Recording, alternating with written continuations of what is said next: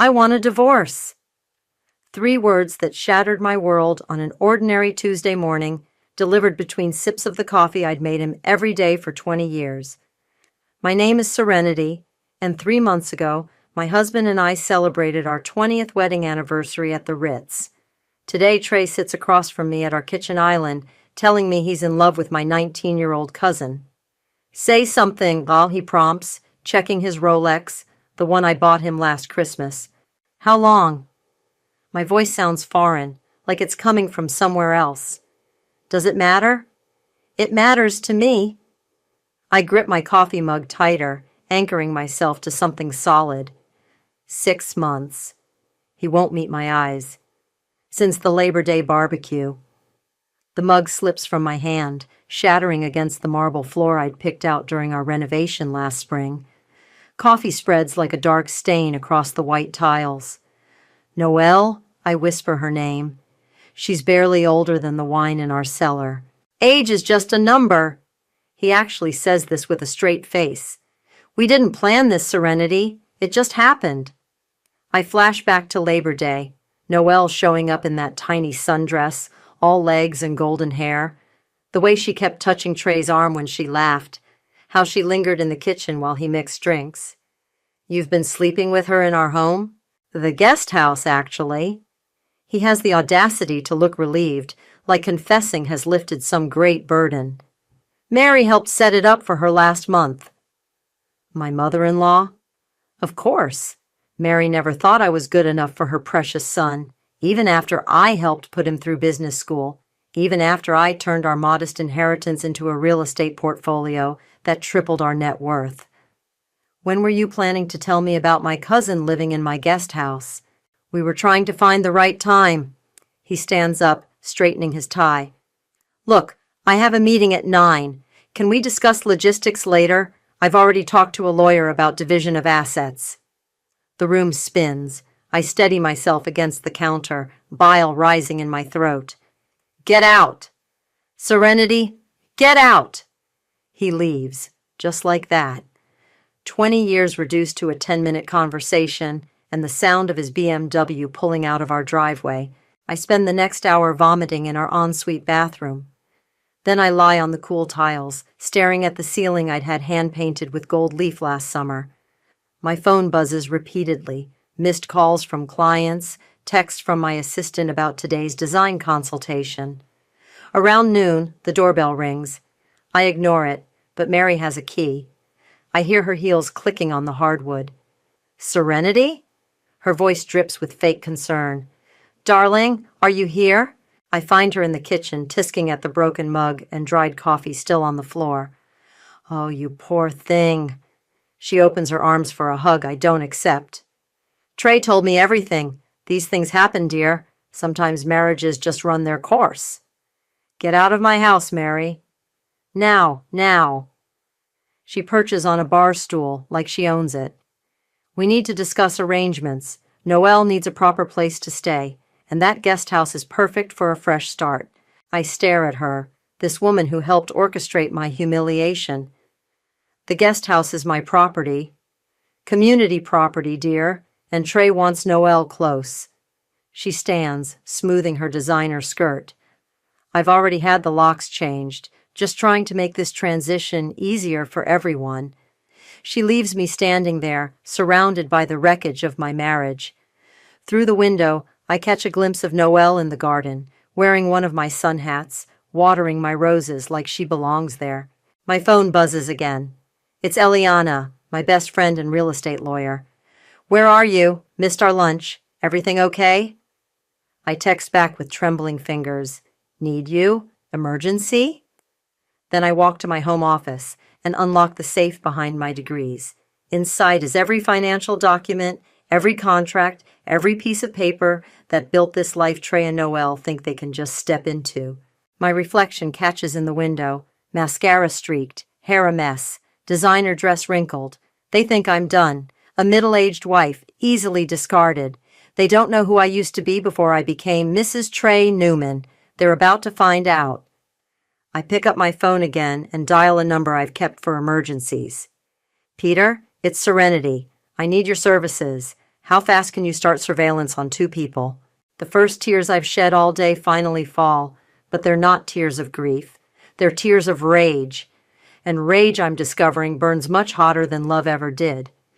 You need a shark, Eliana declares, spreading documents across my dining room table. And I know just the one. Darren Shaw. He's ruthless, especially with cheaters. It's been 48 hours since Trey's announcement. I haven't slept, but I've been busy. Very busy. First things first, Eliana continues, highlighting sections of paperwork. The guest house? It's yours, 100%. You bought it with your inheritance before the marriage. Mary's little lock-changing stunt was illegal. A knock at the front door interrupts us. Through the security camera feed on my phone, I see a locksmith's van. Right on time, Eliana smirks. Let's go say hello to the happy couple. We find Noelle sunbathing by the guest house pool, my pool, while Trey works on his laptop nearby. The locksmith starts working without a word. What's going on? Trey stands up frowning. You can't do this. Actually, she can. Eliana steps forward, all business. This property belongs solely to Serenity. I have the deed right here. You're trespassing.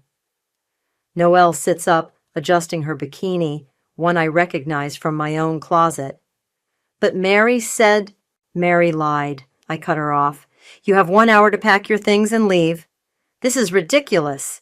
Trey pulls out his phone. I'm calling my lawyer. Please do. Eliana hands him her card. Have them contact me directly. Oh, and Trey, the Bentley in the garage, also solely in Serenity's name. I'll need those keys. His face turns purple. You vindictive by... Careful, I interrupt. Peter's recording everything from that van across the street. You wouldn't want to add harassment to the legal complaints, would you? Noelle bursts into tears, the pretty, delicate kind she's perfected. You're being so cruel. We're family. Family? I laugh, and it sounds hollow even to my ears. Family doesn't fuck their cousin's husband in her guest house. An hour later, I watch them load their things into Trey's BMW. Mary shows up halfway through, screeching about family loyalty and Christian forgiveness. I let Peter record every word. You've got quite a team assembled, Eliana observes after they leave. Peter's good. Found something interesting already. She slides a photo across the table. It shows Noelle entering a fertility clinic. Taken yesterday, Eliana explains. Peter followed her there. She spent 2 hours inside. My stomach lurches. She's trying to get pregnant? Or trying to fake it? Eliana squeezes my hand. Either way, we're ahead of them now. The doorbell rings again. This time it's Darren Shaw, looking exactly like the shark Eliana promised. He sets his briefcase on my coffee table and gets straight to business. I've reviewed your financials, he says, pulling out a tablet. You're in a stronger position than most. The house, the guest house, the Bentley, all yours. But there's something odd in the joint accounts. He shows me transaction records, large sums moving between accounts, dates corresponding with Noelle's arrival. He's hiding money, I realize. Trying to. Darren smiles, but it's not friendly. Badly. We can use this. My phone buzzes. Mary calling again. I decline it. She'll try to paint you as unstable, Darren warns. The scorned wife lashing out. We need to control the narrative. Already on it, Peter calls from the doorway. He enters, laptop in hand. Found some interesting emails between Mary and Noelle, dating back months before the affair started. Want to see how they planned this? I read the emails, my hands shaking. The manipulation, the calculated moves, the way they discussed me like I was an obstacle to be removed. There's more, Peter adds. Noelle's been researching fake pregnancy symptoms online. And Mary? She's got financial trouble she's hiding from everyone. Seems she lost a lot of money in some questionable investments. Good. I stand up, suddenly energized. Use all of it, every detail. You sure? Eliana asks softly. This will get ugly. I walk to the window. In the distance, I can see the guest house, my guest house, where my teenage cousin plotted to steal my life. They made it ugly, I reply. I'm just playing by their rules now. My phone buzzes again. This time it's a text from Noelle. Please don't do this. We can work something out. Family should stick together. I show it to Darren. He grins. Perfect. She's scared. Let's use that. One more thing, Peter interjects, showing me his screen. Noelle visited the fertility clinic again today, but look who drove her there. The photo shows Mary's car in the parking lot. Well, I say, feeling a cold smile spread across my face. Isn't that interesting? She's here. My assistant's panicked voice crackles through my earpiece. Noelle just walked into the showroom with Mary. I'm in the middle of hosting a crucial design presentation for my biggest clients of the year. 30 potential investors are gathered in my showroom, sipping champagne and admiring my latest luxury home staging. Ladies and gentlemen, I continue smoothly, if you'll follow me to the garden terrace. Serenity, Noelle's voice rings out across the room. She's wearing a white sundress, playing the innocent ingenue perfectly. We need to talk. The room goes silent. Mary stands behind her smartphone already recording. They planned this, of course. Create a scene, make me look unstable in front of my clients. I turn to my guests with an apologetic smile. Please excuse this unfortunate interruption. Security will handle it. You can't just ignore me, Noelle's voice cracks with fake tears. I'm carrying your husband's baby. Gasps ripple through the crowd. I see phones coming out, recording. Exactly what they wanted. But I'm ready. Actually, I say loudly, I have something to show everyone. I nod to my assistant, who clicks a remote.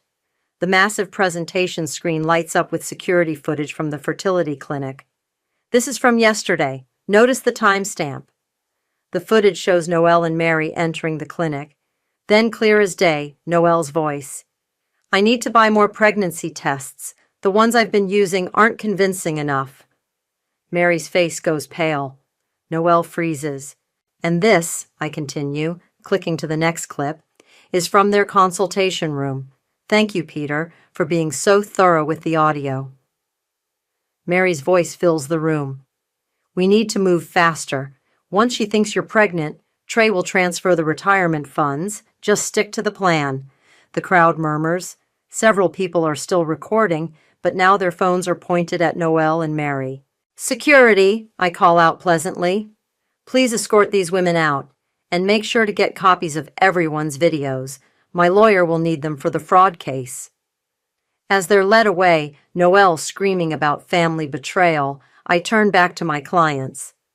Now, about that garden terrace. We've installed a stunning water feature. Later that evening, Eliana brings wine and takeout to my office. That video's gone viral in the local real estate groups, she says, pulling up her phone. Mary's reputation is toast. Good. I pour us both generous glasses. How's the legal side progressing? Darren's having a field day. Trey's lawyer called, trying to negotiate. They know we have them on the financial fraud. My phone buzzes. A text from Zoe, Noelle's best friend. Can we meet? There's something you need to know. Interesting, Eliana reads over my shoulder. Think it's a trap? Only one way to find out. I meet Zoe at a coffee shop downtown.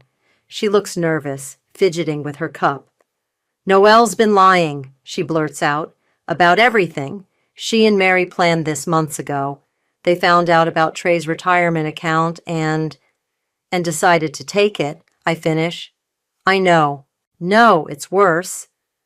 Zoe pulls out her phone. Look at these messages.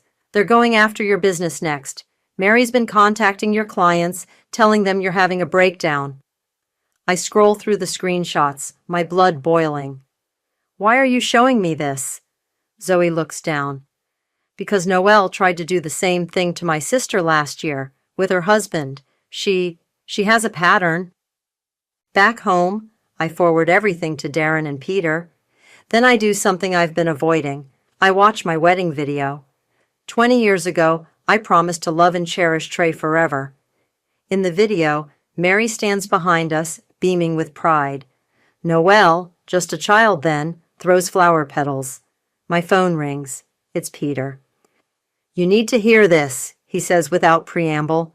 "Voicemail from Mary to Noelle, recorded last week." I put it on speaker. "Remember the plan. Secure the house. Secure the man. She can't undo it once you give him a baby. Real or not, it doesn't matter. The money will be ours." I end the call and walk to my window. In the distance, I can see Trey and Noelle through the window of their cheap rental apartment. They're arguing. Mary's car is parked outside. My phone buzzes again. Another text from Noelle. "Please, I'm desperate. Can we talk? I'll tell you everything." I forward the message to Darren with 2 words. Set trap. Then I pour another glass of wine and start planning my next move. Because if they think this is bad, they have no idea what's coming next. "How can you be so cold about this?" My mother's voice trembles over Sunday brunch. "She's your cousin. Your family." I set down my mimosa, studying the woman who raised me to be nice at all costs. "Did you say that to Noelle when she moved into my guest house to sleep with my husband? She's young, she made a mistake." "She's 19, not 9. I lean forward. "And you know what's interesting, Mom? I found some old emails between you and Mary. Want to explain why you knew about their affair 3 months ago and didn't tell me?" The color drains from her face. I didn't want to hurt you." "No, you didn't want to rock the boat. Just like always." My phone buzzes. Peter sending me updates. I excuse myself to take the call in the restaurant's lobby. "Found something big," he says without preamble. "Remember that failed business venture Mary invested in last year? Turns out it was linked to Noelle's ex-boyfriend. They were siphoning money from your joint accounts with Trey." "How much?" "Close to 100,000. But here's the kicker. Mary used your signature to authorize the transfers. I've got the forged documents." I end the call and return to find my mother gone, her half-eaten eggs Benedict abandoned. Typical. She's been running from confrontation my whole life. Back home, I find Trey waiting in my driveway. He looks terrible, unshaven, wearing wrinkled clothes. "We need to talk," he says, following me inside despite my silence. "About the retirement account." "You mean the one you emptied to set up your teenage girlfriend?" "It's not like that." He runs his hands through his graying hair. "Noelle needed help. Her business idea." "What business idea?" I interrupt, pressing record on my phone. "The one Mary set up with Noelle's ex? The one they used our money for?" His face goes slack. "How did you know about the fraud, the forged signatures, the money laundering?" I smile coldly. "I know everything, Trey, and so will the SEC if you don't start talking." He breaks. Right there in my kitchen, he spills everything.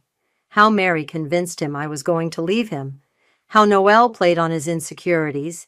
How they used the money for a scheme that was doomed from the start. I let my phone record every word. Later, Eliana reviews the recording with Darren. "This is gold," she says. "He admitted to everything." "There's more," Peter adds, joining us via video call. "I found messages between Mary and Noelle's friend Zoe. Seems Zoe was originally part of their plan, but backed out when she realized how deep it went." My phone lights up with a text from Zoe. "They're planning something big. Mary's desperate. Be careful." As if on cue, my doorbell rings. It's Mary, looking immaculate as always in her designer suit. "We need to end this foolishness," she announces, brushing past me into the foyer. "You're destroying our family's reputation." "I'm destroying it?" I laugh. "That's rich, coming from the woman who forged my signature to steal my money." She freezes. "I don't know what you're talking about." "No?" I pull up the documents on my tablet. "These transfer authorizations look familiar." Peter's handwriting expert says the forgeries are amateur work. Sloppy, really. "You bitch," she hisses, mask finally cracking. "You think you're so clever? You never deserved Trey, never deserved any of this." "And Noelle does? Your little puppet who can't even fake a pregnancy convincingly?" At least she can give him children. Mary spits the words like venom. Unlike you. The room goes silent. 20 years of pain surface in an instant. The miscarriages, the failed IVF, the dreams we buried. Get out, I whisper. Get out before I forget you're Trey's mother. She leaves, but not before turning at the door. This isn't over. Actually, I call after her, it is. Check your email. Those forged documents already sent to your bank's fraud department. That night, I sit in my home office, surrounded by evidence of 2 decades of manipulation. My phone buzzes with a text from Zoe. I know what she did, and it's worse than you think. Mary's been planning this since your wedding day. I pour a glass of wine and pull up the security cameras. Through the guest house windows, I can see Noelle packing boxes. Trey's car is gone, probably running to Mary for help again. They thought they could break me. Instead, they gave me everything I need to destroy them all. My phone rings. It's Peter. You're not going to believe what I just found in Mary's old records. I'm pregnant! Noelle's voice rings through the country club dining room. She's standing on a chair, champagne glass raised, tears streaming down her face. Trey and I are having a baby! The assembled crowd, mostly Mary's friends, breaks into applause. Trey beams, accepting congratulations. Mary sits like a queen, basking in her triumph. I sip my martini at the bar, watching the show. They haven't noticed me yet. Quite the performance, Zoe mutters, sliding onto the bar stool next to me. Should we tell them about her appointment to discuss abortion options yesterday? Not yet. I check my phone. Peter's latest update confirms everything. Let them dig the hole deeper. Trey spots me finally. His smile falters. What are you doing here? Having a drink. I raise my glass. Congratulations on the miracle baby. Though I'm curious, how far along did you say you were, Noelle? She stammers. 8 weeks. Interesting. I pull out my phone. Because according to your medical records from last week, you're not pregnant at all. The room goes silent. Mary stands up, face flushed. How dare you, Al? Oh, I dare! I turn to the crowd. Did you know Noelle's been researching how to fake pregnancy tests online? Or that she has an appointment tomorrow to discuss termination options? Guess the retirement money transfer wasn't enough. She needed a bigger payday. She's lying! Noelle shrieks, but her mascara is running now with real tears. Show them, Zoe says quietly. I project the medical records onto the wall using the club's presentation screen. Noelle's name, date, test results, all clearly visible. You broke doctor-patient confidentiality, Mary sputters. Actually, Noelle signed a release. I smile at Zoe. Her best friend here is still listed as her medical proxy. Oversight on your part, really. Trey's face has gone from red to white. Is this true? He asked Noelle. Have you been lying? She looks desperately at Mary, who's already gathering her things to flee. Don't leave yet, Mary. I raise my voice. Don't you want to explain why you took Noelle to that fertility clinic? Or why you've been researching fake pregnancy symptoms together? The crowd is muttering now, phones recording everything. Mary's carefully cultivated social circle, witnessing her humiliation in real time.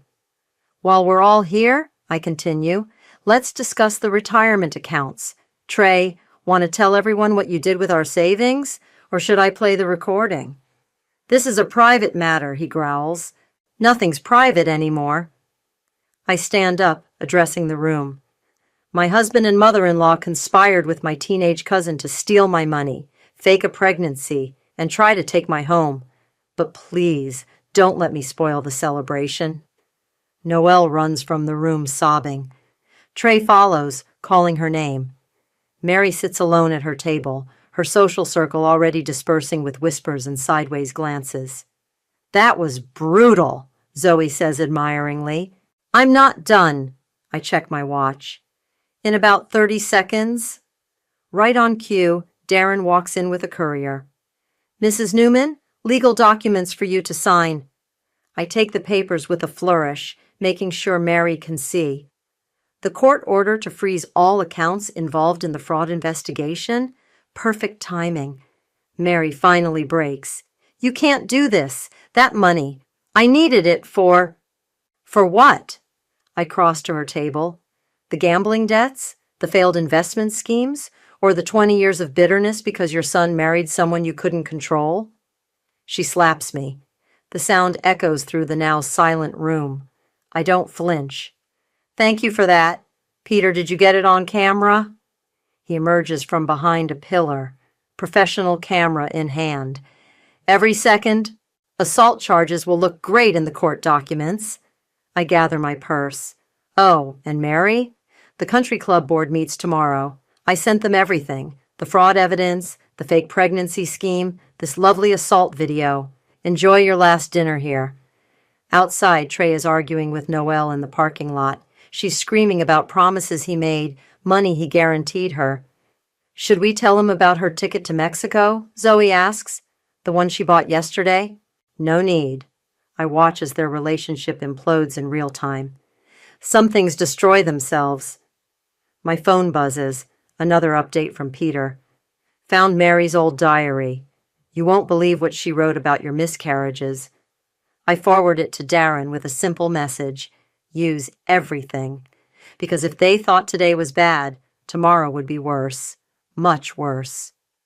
All rise, the bailiff announces. Court is now in session. I smooth my charcoal gray suit and stand, watching Trey squirm at the defendant's table. Mary sits behind him, clutching her designer handbag like a shield. Noelle is conspicuously absent, probably still nursing her hangover from last night's social media meltdown.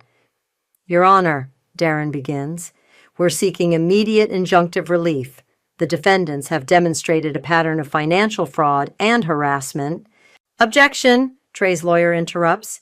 These are simple domestic disputes being blown out of proportion. Simple? Darren raises an eyebrow. Let's review the evidence, shall we? He projects the first document. Bank transfers totaling over $200,000, made with forged signatures. Text messages planning a fraudulent pregnancy scheme. And this morning's edition, death threats from Mrs. Newman Sr. to my client. The judge leans forward. Death threats? Play the recording, I whisper to Darren. Mary's voice fills the courtroom. You'll regret this, Serenity. I know people who can make you disappear, just like we made your babies disappear. Gasps echo through the gallery. Trey's face goes ashen. What is she talking about? He demands, turning to his mother. Mary starts to respond, but Darren's already moving. Your Honor, we have evidence that Mrs. Newman Sr. deliberately sabotaged my client's fertility treatments 20 years ago. Hospital records show she bribed a nurse to switch medications. The judge's gavel cracks like a gunshot. Approach the bench, all of you, now. As the lawyers huddle with the judge, my phone vibrates. A text from Zoe. Noelle just went live on Instagram. She's confessing everything. I pull up the stream. Noelle, mascara-streaked and clearly drunk, is sobbing into her phone. Mary made me do it. She said if I helped destroy Serenity's marriage, she'd pay for my college. But she lied. They all lied. Your Honor, Darren calls out, holding up his tablet. You might want to see this. The next hour is a blur of legal terms and accusations. When the dust settles, the judge's ruling is clear. Full property rights to me, restraining orders against Mary and Noelle, and a freeze on all joint assets pending criminal investigation. This isn't over, Mary hisses as I pass her in the hallway. Actually, it is. I hand her an envelope. The country club board's decision. You're out. Oh, and your bridge club? They've seen everything, too. Good luck finding a fourth for your weekly game. Outside the courthouse, reporters are waiting. Trey tries to push past them, but I grab his arm. One more thing, I say loudly enough for the cameras to catch. Remember that charity gala you're hosting next week? The one to save your business reputation? His eyes narrow. What about it? Check your phone. He pulls it out, face falling as he reads the message from the venue. You You got it canceled? Not canceled, transferred to my company. I smile for the cameras. I'm hosting now. All your clients will be there. Should be interesting when I show them the proof of your embezzlement. You can't. I can. I did. And Mary? I turn to his mother, who's trying to slink away. Don't bother calling your country club friends for help. They're all coming to my party instead. Later that evening, I sit in my office with Eliana and Peter, reviewing the damage. Noelle's still streaming, Peter reports. She's named names, dates, everything. Mary's other victims are coming forward too. Seems you weren't the first family she tried to destroy. And Trey? I ask. His firm put him on leave pending investigation. Eliana grins. Turns out they don't like partners who commit fraud. My phone rings. It's Darren. You'll never believe what just landed in my inbox. Mary's been recording everything, keeping a digital diary. Someone just leaked it all to me. Someone? I glance at Zoe, who's quietly typing on her laptop in the corner. She shrugs. Mary should have been nicer to her housekeeper. Amazing what people will share for the right price. I pour champagne for everyone. Through my window, I can see movers emptying the guest house, Noelle's last belongings being carted away. To Karma, Eliana raises her glass. Not yet, I say, checking my phone one last time. We're not done. The gala's next week, and I've got one last surprise for them. Haven't they suffered enough? Zoe asks. I think of my lost babies, of 20 years of manipulation, of Mary's smug smile when she thought she'd won. No, I answer, not even close. The ballroom sparkles with 1,000 lights, exactly as I designed it. 300 of the city's elite mill around, sipping champagne and admiring the charity auction items I've curated. Every single one of Trey's former clients is here. They're coming, Eliana whispers, checking her phone. Mary just pulled up with Trey. And Noelle? Already inside, hiding by the bar. She looks terrible. I smooth my red designer gown, the one Trey always said was too bold, and take the stage. The microphone feels cool in my hand. Welcome, everyone, I begin. Tonight isn't just about raising money for children's cancer research. It's about truth, about justice. The doors burst open. Mary storms in, Trey trailing behind her like a lost puppy. They freeze when they see me on stage. Perfect timing, I continue. I was just about to share some interesting financial documents. You see, this charity event was supposed to be hosted by my ex-husband's firm, but they had to step down when they discovered something alarming. Don't you dare, Mary shouts. Security, please ensure Mrs. Newman stays for this part. 2 guards move to block the exits. Now where was I? Ah, yes, the fraud. I nod to Peter, who starts the presentation. Bank statements, transfer records, and damning emails flash across the giant screens. Over the past year, money meant for children's cancer treatment was diverted to private accounts belonging to Mary Newman and her accomplices. The crowd gasps. Phones come out, recording everything. That's a lie, Trey steps forward. You're making this up. Am I? I gesture to the side stage. Please welcome Thomas Reed, FBI Financial Crimes Division.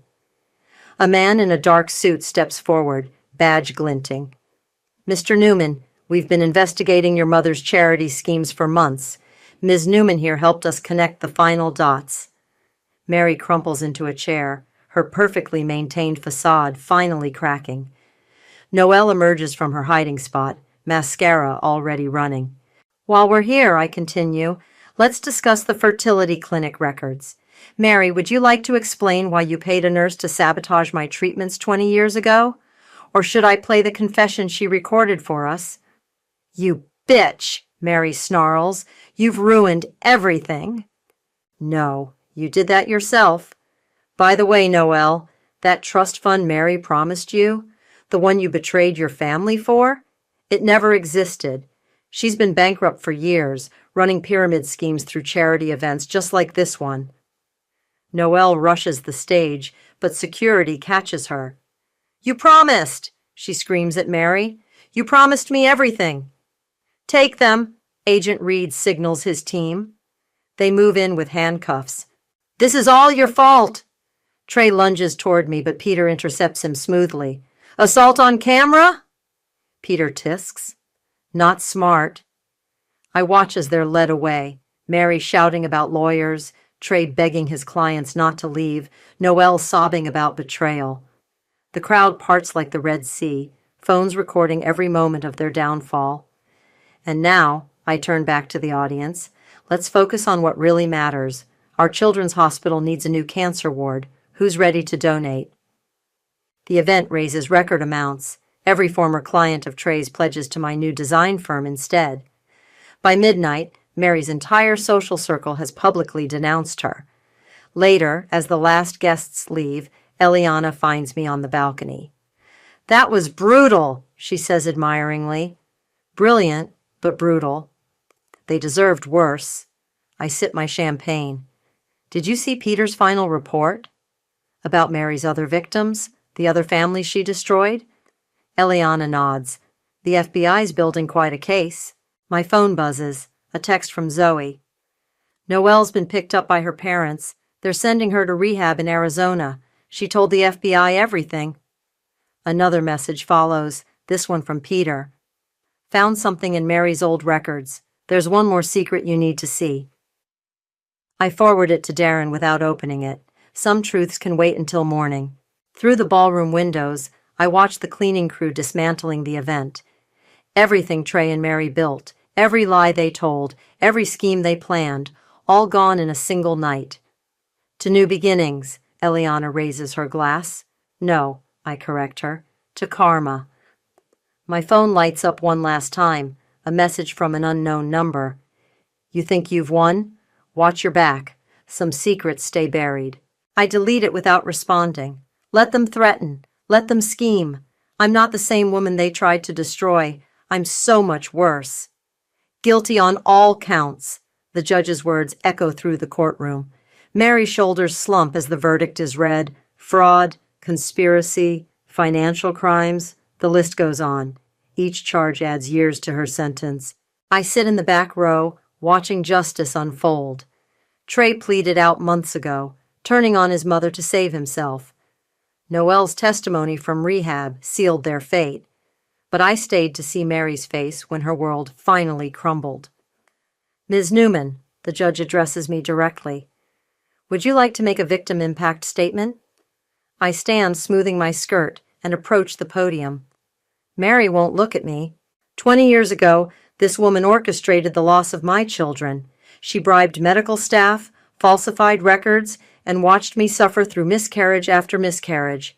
She smiled at my pain, plotted my destruction, and tried to steal everything I built. My voice stays steady. But she failed, because she never understood one thing. I'm not just a victim. I'm a survivor. Mary finally meets my eyes. I see fear there, real fear. Your Honor, I don't want her money. I don't want restitution. I want her to live with what she's done, in prison, where she can't hurt anyone else's family. Outside the courthouse, reporters swarm. I give them nothing but a smile as Eliana guides me to the car. Peter's waiting at the office, she says. That final secret from Mary's records, it's big. In my newly expanded design firm's conference room, Peter spreads documents across the table. Mary kept detailed records of everyone she destroyed, he explains, including this woman, Angela. She was engaged to Trey before you. My hands shake as I read. Angela disappeared 30 years ago, allegedly moving abroad. But Mary's diary tells a different story. She was pregnant, I whisper. Mary drove her away, paid her off. There's more. Peter pulls up an email. Angela's daughter just turned 29. She's been looking for her father. Does Trey know? No. Mary buried it all. But here's the twist. Angela's daughter is a prosecutor. She helped build the case against Mary without knowing the connection. My phone buzzes. A text from Zoe. Noelle's doing better. She asked if you'd accept a letter. I set the phone down without responding. Some bridges stay burned. Eliana pours coffee, her engagement ring catching the light. Our new joint venture, a combination design firm and legal consultancy, takes up 3 floors now. What are you going to do about Angela's daughter? She asks. Nothing. I gather the documents. Mary's secrets died with her freedom. Let Trey live with his choices. A knock at my office door. It's Darren. Final paperwork from the divorce. And, he hesitates, Trey asked me to give you this. It's our old wedding photo, cracked down the middle. On the back, he's written, I'm sorry. I never deserved you. Too little, too late. I drop the photo in my shredder and turn to the wall of windows. My redesigned office overlooks the city where I rebuilt myself. Below, workers are installing the sign for our expanded company, Newman and Butler Design and Legal Services. Your next appointment's here, my assistant calls through the intercom. The Children's Hospital Board? Right. The new cancer ward, my first major project since the gala, funded entirely by donations from Trey's former clients. Ready? Eliana gathers her files. Almost. I open my desk drawer, touching the small silver frame hidden inside. My last ultrasound photo from 20 years ago. The baby Mary stole from me. I close the drawer without taking it out. Some pain you carry forward, letting it fuel you instead of break you. Ms. Newman? My assistant again. There's a young woman here, too. Says her name is Angela's daughter. I take a deep breath. Send them both in. Because that's the thing about karma. It doesn't just destroy. Sometimes it rebuilds, reconnects, restores. Coming, I call back, straightening my shoulders. Through the glass walls, I see her, young, professional, with Trey's eyes and Angela's smile. She clutches a folder of her own secrets, her own questions. I open my office door, extending my hand. Welcome. I think we have a lot to talk about. Because sometimes the best revenge isn't destruction. It's living well, succeeding boldly, and helping others find their truth. They broke my heart. I rebuilt it with stone. But stone, I've learned, can also build bridges, just not to the past.